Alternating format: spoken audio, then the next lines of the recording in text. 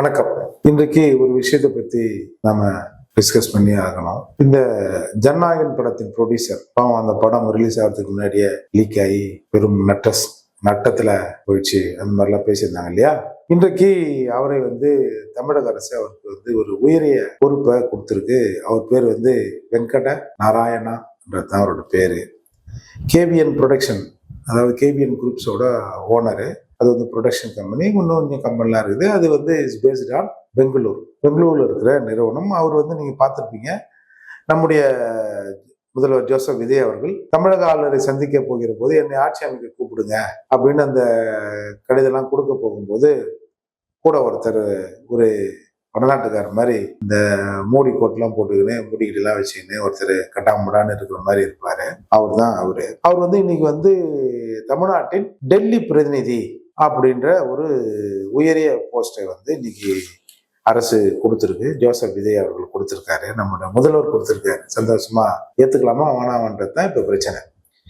இந்த டெல்லி பிரதிநிதி, தமிழ்நாட்டின் டெல்லி பிரதிநிதி என்பது ஒரு சென்ட்ரல் கேபினட் மினிஸ்டருக்குரிய அந்தஸ்து உள்ள பதவி. அதாவது ஒரு சென்ட்ரல் கேபினட் மினிஸ்டர் என்னென்ன வசதி வாய்ப்புகளோடு என்ன செட்டப்போடு இருப்பாரோ, அந்த ஆபீஸ், அந்த பாதுகாப்பு, சைரன் வண்டி, அது இது எல்லாத்துக்கும் இந்த பொறுப்புக்கும் உண்டு. இது நாம இது ஒரு வருட பொறுப்பு. இது ஒவ்வொரு தடவையும் யார் ஆளுங்கட்சியா இருக்கிறாங்களோ அவங்களுக்கு வேண்டியவங்களை அவங்க போடுறது வழக்கம். என்னன்னா, இதுவரை பல ஆளுமைகள் இருந்திருக்காங்க. அதிமுக, திமுக, இந்த மாதிரி கட்சிகள் ஆளுமைகள் இருந்திருக்காங்க. அவங்க எல்லாம் ஒரு அரசியல் அனுபவம் உள்ளவர்களாக இருப்பாங்க. அதாவது தமிழ்நாட்டின் உரிமைகளை டெல்லியில பேசுறதுக்கும், டெல்லியில 4 பேர் தெரிஞ்சிருக்கணும், அவர் தமிழ்நாட்டு ஆளா இருக்கணும் அப்படின்ற அடிப்படையில அந்த நபர்களை போடுவாங்க. இந்த போஸ்டிங்கோட வேலை அப்படி என்னன்னா, அதாவது மாநிலத்தின் நிதி மற்றும் உள்கட்டமைப்பு திட்டங்கள் இருக்குல்ல, அதெல்லாம் விரைந்து சென்ட்ரல் கவர்மெண்ட் செஞ்சு கொடுக்கறதுக்கு அங்க போய் பேசுறது. அப்புறம் இந்த தமிழ்நாடு அரசு இல்லம்னு ஒண்ணு இருக்கும். அதாவது நம்ம ஒரு ஸ்டேட்டுக்கும் அங்க ஒரு இல்லம் இருக்கும். அந்த கெஸ்ட் ஹவுஸ் மாதிரி வச்சுங்களேன். அதை பராமரிப்பதற்கு அங்க ஒரு ரெசிடென்ட் கமிஷனர், ஒரு ஐஏஎஸ் அதிகாரியை போடுவாங்க. இந்த ஐஏஎஸ் அதிகாரிக்கு மேல இவர் பொறுப்பு. அது மட்டும் இல்லாம இந்த பொறுப்பு போடுறவங்க பெரும்பாலும் டெல்லியில தங்கி அங்கேயே இருப்பாங்க. இப்போ உதாரணத்துக்கு தமிழ்நாட்டில் ஒரு உள்கட்டமைப்பை நாம சரி பண்ணணும், இம்ப்ரூவ் பண்ணணும். அதாவது உள்கட்டமைப்புனா உங்களுக்கு தெரியும், கல்வி, சுகாதாரம், இல்லை விவசாயம் சார்ந்த திட்டங்களுக்கு ஒரு புதுசா ஒரு அனுமதி வாங்கணும்னா அதை வாங்கி தர லைசனிங் மாதிரி அதை போய் அதை எல்லாரையும் தொடர்பு கொண்டு இவர் மத்திய அரசில் இருக்கிற எந்த அதிகாரி வேண்டுமானாலும் எப்போது வேண்டுமானாலும் போய் பார்க்கலாம் அப்படின்ற மாதிரியான ஒரு உரிமை பெற்ற, அனுமதி பெற்ற அந்த பதவி அது. அதே மாதிரி சென்ட்ரல் கவர்மெண்ட்ல இந்த மானியங்கள், இல்லை இந்த ஜிஎஸ்டியில இழப்பீடு, மத்திய அரசு நிதி, இது போன்ற விஷயங்களை நாம் இவர் தலையீடு செஞ்சு அதை பேசலாம், அதை வாங்கி தரலாம். அப்புறம் இப்போ நம்ம சிஎம் டெல்லி போறாரு இல்லையா, டெல்லி போனார்னா அவரோட பயண சார்ட்டை போடுறது அவர் தான்.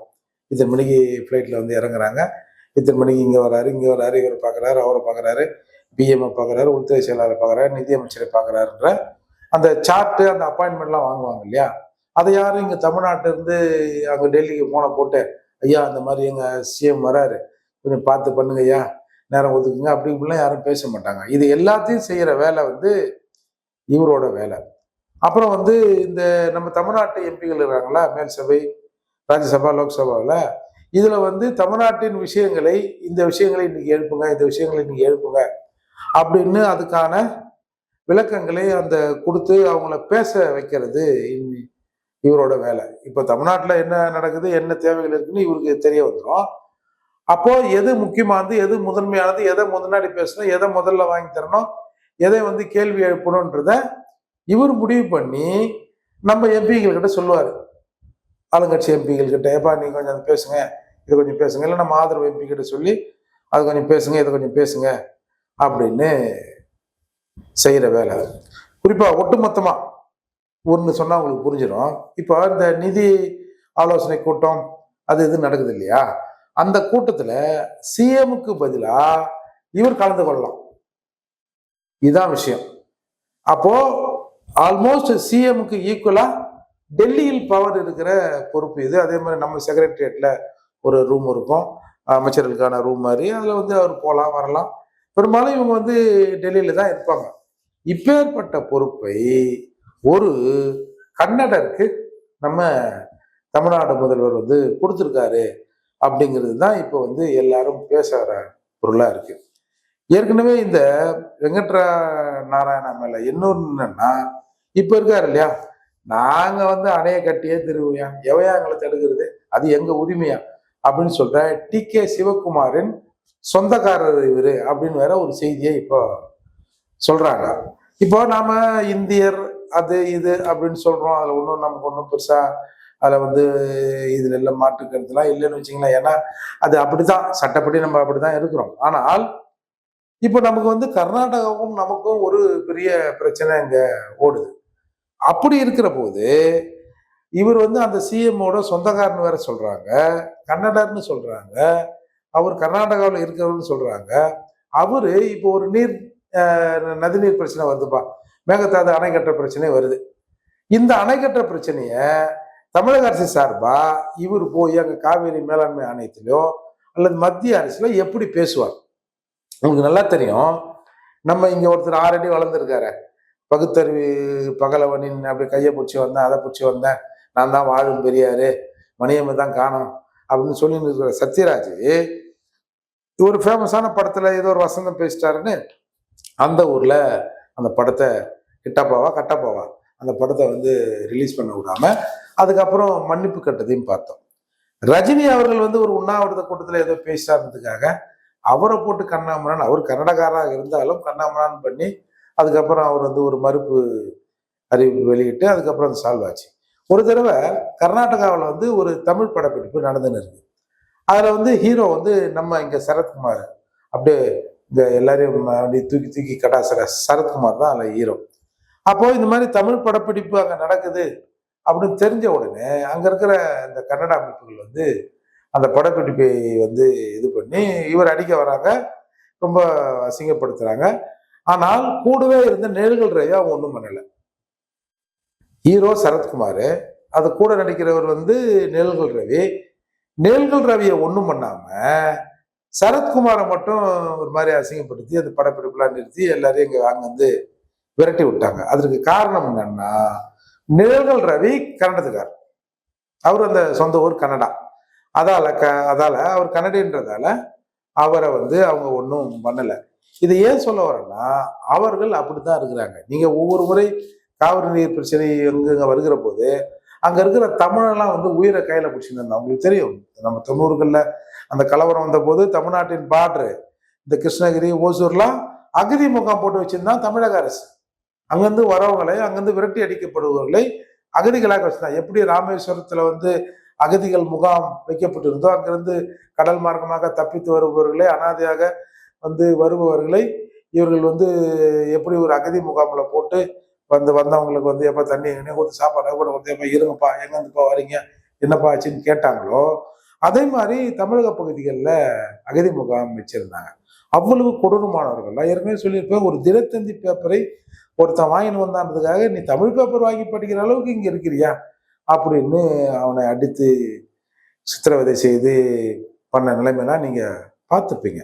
அப்பேற்பட்ட நிலையில, அப்படி ஒரு முரண்பாடு அவர்கள் காட்டுகிற நிலையில, ஒரு கர்நாடகாவை சேர்ந்தவரை இன்னைக்கு மேகதாதுல அணை கட்டியே தீர்வோன்ற நிலையில ஒரு கர்நாடகா சேர்ந்த நபரை நீ தமிழகத்தின் பிரதிநிதியா ஆக்குறாங்கன்னா அப்புறம் இதுக்கு நம்ம என்ன கேள்வி இந்த அரசை கேட்கறதுன்றது ஒண்ணு இருக்குது.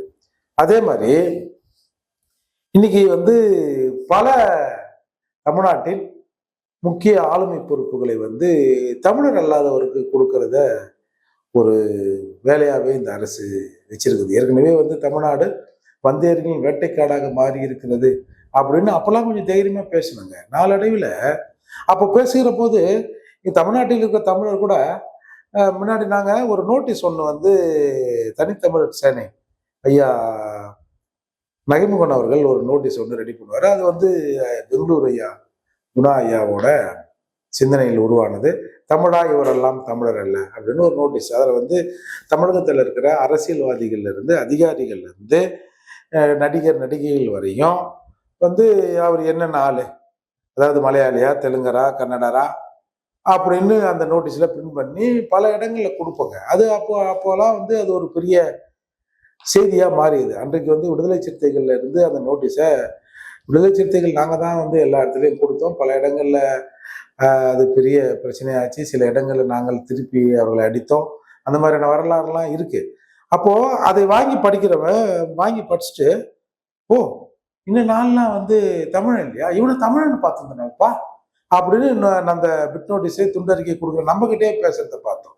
இப்ப நம்ம அந்த நோட்டீஸை கொடுத்தோம்னா, ஐயோ இவெல்லாம் பிரிவினைவாதம் பேசுறாயா, வந்து இனவாதம் பேசுறான், வந்து தமிழரு, கன்னடரு, மலையாளி, தெலுங்கரு அப்படின்னு பேசி நாட்டை பிரிக்க பார்க்கறான்னு தமிழ்நாட்டில் இருக்கிறவர்களே பேசுகிற நிலைக்கு இவரோட அந்த அறிவு மங்கி இருக்கிறது அப்படிங்கிறத நாம இன்னைக்கு பார்க்கிறோம். இப்போ இன்றைக்கு புதுசாக பதவியேற்றிருக்கிற இந்த அரசுல இந்த ஜெகதீஷ் பழனிசாமின்னு சிஎம்மோட தனி செயலாளர், அவரும் வேற ஆளுன்றாங்க. அவர் ரசிகர் மன்றத்தில் இருந்தாரு, அப்புறம் சோசியல் மீடியா பொறுப்புல இருந்தாரு. அவரை தூக்கி வந்து இந்த மாதிரி போட்டிருக்காங்க. அப்புறம் வந்து சிஎம்மோட அரசியல் ஆலோசகர் அப்படின்னு ஜான் ஆரோக்கியசாமி, உங்களுக்கு தெரியும், 2 வருஷமா வியூக அமைப்பாளராக இருந்து இப்படி இப்படி இரு, இப்படி நட, இப்படி போ, இப்படி பேசு, இப்படி கையை தூக்கு, இப்படி தலையை இப்படி கோதி விடு, இப்படி ஸ்டைல் பண்ணு, துண்டை இப்படி போடு அப்படிலாம் சொல்லிக்கிட்டு இருந்த அந்த ஜான் ஆரோக்கியசாமி அவர்களை இன்றைக்கு வந்து சிஎம்மோட ஆலோசகரா போட்டிருக்காங்க. அவரும் வந்து தெலுங்கர்னு சொல்றாங்க. இன்னொரு இந்த பப்ளிக் விஷயத்துல அரசியல் ஆலோசகரா விஷ்ணு ரெட்டி, அப்போ யாருன்னு சொல்ல வேணாம், அவர் வந்து அவரும் ஒரு தெலுங்கர் தான். அப்போ அதே மாதிரி இங்க தமிழ்நாட்டில் வந்து இன்னைக்கு வந்து கிட்டத்தட்ட ஒரு 7 அரசு வழக்கறிஞர்கள், அதாவது டெல்லி பிரதிநிதிகளா போட்டிருக்காங்க. அதாவது சுப்ரீம் கோர்ட்ல வழக்கு வருகிற போது அவங்க தான் வந்து அதை வந்து நின்று வாதாடுவாங்க. அதுல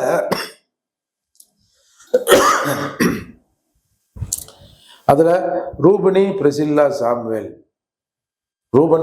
சாமுவேல்னு ஒருத்தவங்க, கருணாகரன் ஒருத்தர், பிருந்தா பந்தாரின்னு ஒருத்தர், ஜெயஸ்ரீ நரசிம்மன் ஒருத்தர், பிரசன்னா சந்திரசேகர்னு ஒருத்தர், கன்னிகா கலையரசன் ஒருத்தர், ஹரிப்பிரியா பத்மநாபன் ஒருத்தர். இதுல கருணாகரன் நம்ம ஊருக்காரு, தமிழர். இவங்க வந்து கன்னிகா கலையரசன் வந்து அவங்க டெல்லியிலே செட்டில் ஆன தமிழர். சரி, எப்படி 2 பேர் கூட தமிழர்னு வச்சுக்கோமே. மிச்சம் 5 பேர் வந்து தமிழர் அல்லாதவர்களா இருக்காங்க. நான் என்ன சொல்றேன், நீங்க உங்க விஜய் கட்சியில் இருக்கிற ஆளுங்களே போடுங்க, உங்க கட்சியில் இருக்கிற தாவேக்காவில் இருக்கிற ஆளுங்க கூட போடுங்க. ஆனா எதுக்கு சம்மந்தமே இல்லாம இப்ப இவங்க எல்லாம் வந்து இவங்களுக்கு எல்லாம் எவ்வளவு எத்தனை லட்சக்கணக்கில் சேலரி வந்து அரசாங்கம் கொடுக்கும். இது மட்டும் இல்லாம இவங்க என்ன பண்ணுவாங்க, இப்போ கடந்த ஆட்சியில இந்த அரசு வழக்கறிஞர்கள் இருந்தாலும் ஒரு முக்கியமான வழக்குன்னு வருகிற போது அவன் வந்து வெளியில இருந்து ஒரு ஏரிக்கு 20 லட்சம் 30 லட்சம் வாங்குற வக்கீலை வச்சுதான் அங்க வந்து சுப்ரீம் கோர்ட்ல ஆஜராவாங்க. அப்போ இப்படி இருக்கிற போது இதையெல்லாம் வந்து ஒரு தமிழ்நாட்டுக்காரனுக்கு வந்து தமிழனுக்கு கொடுத்தீங்கன்னா அவன் 4 பேர்கிட்ட சொல்லுவாங்க, எங்க அத்தைமேரு அங்க அங்க எங்க எங்க மாமா அங்க இருக்காரு, எங்க அத்தை இங்க இருக்கிறாங்க, எங்க அண்ணன் வந்து சுப்ரீம் கோர்ட்ல வந்து அரசு வழக்கறிஞர் இருக்காரு அப்படிலாம் சொல்லுவாங்க இல்லையா. ஏன் வந்து இந்த அரசு வந்து இதை பார்க்காம இந்த மாதிரி பண்ணுதுன்னு நமக்கு ஒன்றும் தெரியல. நீங்க வந்து ஒரு கர்நாடகாவை சேர்ந்தவரை நாம போட்டோம்னா அது பேசிக்கலா அவர் வந்து அரசியலுக்கு சம்பந்தம் இல்லாதவர்ல. எங்கேயோ சினிமா நடிகர் ஷூட்டிங்கு கட்டு டேக்கு அந்த ப்ரொடக்ஷன் காஸ்ட் அப்படின்னு அலைஞர்களை கூட்டாந்து தமிழ்நாட்டின் உரிமைகளை பாதுகாக்க நீ தான்டா என் ராசா, நீ தான் போய் அங்க போய் பேசணும் அப்படின்னும் போது தானே நமக்கு வந்து சிக்கல். நீங்க கர்நாடகாவில் ஒரு காலத்துல வந்துங்க 15 எம்எல்ஏ வந்து இருந்தாங்க. 15 எம்எல்ஏக்கள்னா 15 ஏரியாக்கள் தமிழர் ஏரியாக்களா ஐடென்டிஃபை பண்ணப்பட்டு அங்க தமிழர் மட்டுமே நிற்கிற எம்எல்ஏ தொகுதிகளாக அது இருந்ததுங்க ஆரம்பத்துல. அது அப்படியே இன்னைக்கு ஒட்டுமொத்தமா கர்நாடகாவில் தமிழர்கள் சதவீதங்கிறது 19%, அது வேற கதை. அப்படி இருக்கிற போது 15 தொகுதிகளா இருந்தது. அப்படியே குறைஞ்சி 5, 6, 7, 2, 3 ஆகி இன்னைக்கு 1ல வந்து நிக்குது. அந்த ஒன்னையும் தொகுதி சீரமைப்பு அப்படின்ற பேர்ல அதை வந்து கன்னடர்கள் பெரும்பான்மையா இருக்கிற பகுதிகளை உடைச்சி அதை கொண்டு போய் அங்க சேர்க்கறது. ஏன்னா நாளைக்கு தேர்தல் வருகிற போது தமிழன் என்ன ஓட்டு போடக்கூடாது, அங்கே அந்த வெற்றி வாய்ப்பை தீர்மானிக்கிற சக்தியாக கன்னடர்கள் இருந்தாங்கன்னா கன்னடர் போய் அங்க நின்றுடுவாரு அப்படின்ற முயற்சியில அதே மாதிரிதான் இந்த 15 தொகுதிகளையும் உடைச்சி குறுக்கி இதை கொண்டு போய் அதில் சேர்த்து அதை கொண்டு போய் இதில் சேர்த்து இன்றைக்கு ஒரு தொகுதியாக இருந்தது, அந்த ஒரு தொகுதி இன்றைக்கு வந்து கன்னடர்கள் மெஜாரிட்டி ஆகிற அளவுக்கு ஒரு தொகுதி சீரமைப்புன்ற பேர்ல எல்லாத்தையும் சரி பண்ணிட்டாங்க. நீங்க வந்து நம்ம கேஜிஎஃப் நகராட்சியில 41 கவுன்சிலர், அதுல 35 பேர் தமிழர்கள். இன்னைக்கு அங்க சொல்றாங்கல்ல, அந்த இப்ப உள்ளாட்சி பதவிக்காலம் முடிஞ்சு விட்டாலும் அந்த கமிஷனர் சொல்றாருல்ல, இங்க வந்து கர்நாடகாவில் தாய்மொழி கன்னடா, தமிழ் என்னடா இங்க வந்து புடுங்குறான், அவன் எப்படா கவுன்சிலர் ஆகிறான்? ஐயோ அது தமிழ் ஏரியாயா, எவனா இருந்தான்னா எந்த ஏரியாவா இருந்தான்னா அந்த ஏரியாக்கள் இருந்து கன்னடர்கள் மட்டுமே கவுன்சிலர் ஆகி வரணும் அப்படின்னு இன்னைக்கு முன்முயற்சி எடுத்து அதற்கான வேலை எல்லாத்தையும் செய்யறத நம்ம இப்படி பார்க்குறோம். நீங்க பாருங்க, நீங்க அது எந்த கவர்மெண்டா இருந்தாலும் சரிங்க, காவிரி இஷ்யூ ஒன்று நடக்குதுன்னு வச்சுங்களேன், உடனடியா அங்க வந்து இருக்கிற தமிழர் கடைகள்லாம் மூடப்படும். அங்க அடிச்சு உடைக்கிறது, அப்புறம் கலட்டா அது இதுன்னு ஒரு உயிர் பயத்தோடு அங்க தமிழர்கள் இருப்பாங்க. அந்த அடுத்த செகண்டு சென்னையில் இருக்கிற, தமிழ்நாட்டில் இருக்கிற, குறிப்பா சென்னையில் இருக்கிற பெரும்பான்மையான கன்னட நிறுவனங்களுக்கு திமுக அரசு போலீஸ் பாதுகாப்பு கொடுத்து துப்பாக்கி கூட அங்க நிக்க வச்சிடும். ஒண்ணும் இல்லைங்க, என்னுடைய மாணவனை நீ அடிச்சினா உன்னுடைய மாணவனே நான் அடிப்பேன், நீ தொட்டா நான் தொடுவேன்னு சீமான் சொன்னாருங்க. உடனே சீமானுக்கு குண்டாஸ் போட்டாங்களா இல்லையா? ராமேஸ்வரத்துல என்னுடைய மாணவர்களை நீ அடித்தால், என்னுடைய மீனவர்களை நீ அடித்தால் நான் உங்க ஆட்களை நான் வந்து தொடுவேன் அப்படின்னு சொன்னாருங்க. ஏன் எப்படியா நீ இப்படி சொல்லலாம் அப்படின்னு சீமான் மீது ஒரு குண்டாஸ் போடப்பட்டது இல்லை. அது வந்து என்ன, அது அவங்களோட அர்த்தம் தானே. குறிப்பா நீங்க ஏன் திமுக அரசு வந்து கர்நாடகாவுக்கு எதிரான போக்கை வந்து கடைபிடிக்கல, இல்ல வந்து நீதியை நிலைநாட்டுவதற்கு உரத்த குரல் கொடுக்கலன்னா, இன்னைக்கு கிட்டத்தட்ட அவங்க 10-15 டிவி சேனல் வச்சிருக்கான், எல்லாத்தையும் கொண்டு போய் பெங்களூர்லயே வச்சிருக்கான். அப்ப அவன் என்ன சொல்லுவான், ஒரு தினத்தந்தி பேப்பர் வாங்கின்னு கைவீசி வந்தவனுக்கே பிரச்சனைன்னா நீ சேனல் எப்படி நடத்துவ? ஏய் நீ ஏடா இங்க வந்து ஏற்பா சேனல் நடத்துற அப்படின்ற பிரச்சனை அங்க வந்துடும் இல்லையா? அதன் அடிப்படையில எல்லாரும் விட்டு கொடுத்து இன்னைக்கு நாம வந்து குடிக்கிறதுக்கு தண்ணி இல்லாம கொஞ்சம் கசிந்து வருகிற நீர் போல கொஞ்சம் வருதுன்னா அதையும் வந்து தடுத்து நிறுத்துவதற்கு இன்னைக்கு அணை கட்டுறான். இந்த நிலையில் ஒரு கன்னடரை தமிழகத்தின் பிரதிநிதியாக டெல்லியில் நியமித்திருப்பது மிகவும் கண்டனத்துக்குரியது. இதெல்லாம் வருத்தப்படுறதுலாம் இல்லை, இது பெரிய கண்டனத்துக்குரியது. அதால நீங்க வந்து பாருங்க, ஒரு தடவை கர்நாடகாவில் பக்தவச்சல்னு ஒருத்தர் இருந்தாருங்க, ஏடிஎம்கே எம்எல்ஏங்க, வேட்டி கட்டினு சட்டமன்றத்தில் போறாரு, வேட்டியை உருவிங்கன்னு வெறும் நிக்கோட வெளியே அமிச்சான். தமிழ்நாட்டு பயலுக்கு தமிழன் என்னடா அங்க வந்து கர்நாடகா சட்டமன்றத்துல வேலை அப்படிலாம் பண்ணான். ஆனா நீங்க வந்து தமிழகத்துல வந்து பல அமைச்சர்களாக கன்னடர்கள் இருந்திருக்கிறார்கள், மிக உயரிய பொறுப்பில் கன்னடர்கள் இருந்திருக்கிறார்கள். நாம் இதை யாரும் கண்டுக்கிறது இல்லை, பேசுறது இல்லை. இதை வந்து நாம ஒரு குறிப்பிட்ட ஒரு சிலர் வந்து பேசணும்னா இவெல்லாம் வந்து பிரிவினைவாதி அப்படி சொல்லலாம். பிரிவினைவாதமே இல்லைங்க இதுல. இது வந்து நம்முடைய அடிப்படை உரிமைகளை பேசுவதற்கு நாம தானுங்க பேசணும். இது எந்த விவரமும் இல்லாம தெரியாம ஒரு ஆளை கொண்டு போய் நீங்க வந்து போட்டுட்டு இவர் தான் பிரதிநிதி, இவர் வந்து சிஎம் மாதிரி இவர் அங்க போய் பேசிப்பாருன்னா இது ஒரு மிகப்பெரிய தீய விளைவுகளை தமிழகத்துக்கு ஏற்படுத்தும் என்பதை இங்க உள்ள தமிழர்கள் முதல்ல புரிஞ்சுக்கணும். தமிழன் புரிஞ்சுப்பான். நீ தமிழ்நாட்டுக்கு வந்து எப்படியா வந்து ஒரு கன்னடக்காரர் வந்து பிரதிநிதியா, என்னோட பிரதிநிதி எப்படி ஒரு கன்னடக்காரா இருப்பான் அப்படின்னு தமிழர்கள் இங்கே கேள்வி கேட்பார்கள் என்ற நிலை இருந்திருந்தா நிச்சயமா இன்றைக்கு இருக்கிற அரசு அதை போட்டிருக்காது. எனவே இந்த அரசு தயவு செய்து, ஏன்னா ஏற்கனவே இருந்தவங்க பண்ண துரோகம் தான் இன்னைக்கு வந்து வந்து தண்ணியும் வரல, ஒண்ணும் வரல, அதே மாதிரி பாலாத்துல தண்ணி வரல, இதுல வரல, அதுல வரல, இப்படிங்கிற நிலையில இந்த பிரச்சனையின் தீவிரத்தை உணர்ந்தவர்கள் அதுல இருந்தா தான் இன்னும் மேலும் மேலும் இதுல சிக்கல் எடுக்கிற போது கொஞ்சம் பேசுவதற்கு ஒரு வாய்ப்பு இருக்கும். நீங்க பாருங்க, நீங்க இந்த மேகதாது அணை விவகாரத்துல இல்ல காவிரி நீர் இஷ்யூல இந்த வெங்கட நாராயணா நமக்கு ஆதரவா சும்மா ஒரு மூச்சு விட்டான்னு வச்சுங்களேன், அங்க இருக்கிற அவருடைய நிறுவனங்கள் எல்லாம் அடித்து நொறுக்கப்படும், அதோடு அவர் கர்நாடகாவில் நுழையவே முடியாது. அப்படி இருக்கிற போது அவர் எப்படி ஏற்று பேசுவார்? அதால நம்ம தமிழக அரசு, மாண்புமிகு முதலமைச்சர் அவர்கள் இந்த நியமனத்தை மறுபரிசீலனை செய்யணும்னு நான் கேட்டுக்கிறேன். நன்றி, வணக்கம்.